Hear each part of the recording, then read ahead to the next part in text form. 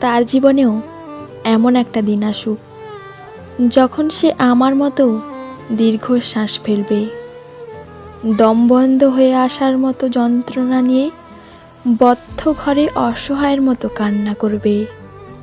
পৃথিবীতে এত মানুষ থাকা সত্ত্বেও সে নিজেকে একা মনে করবে, আর এই একাকিত্বই তাকে দীর্ঘশ্বাস ফেলতে বাধ্য করবে।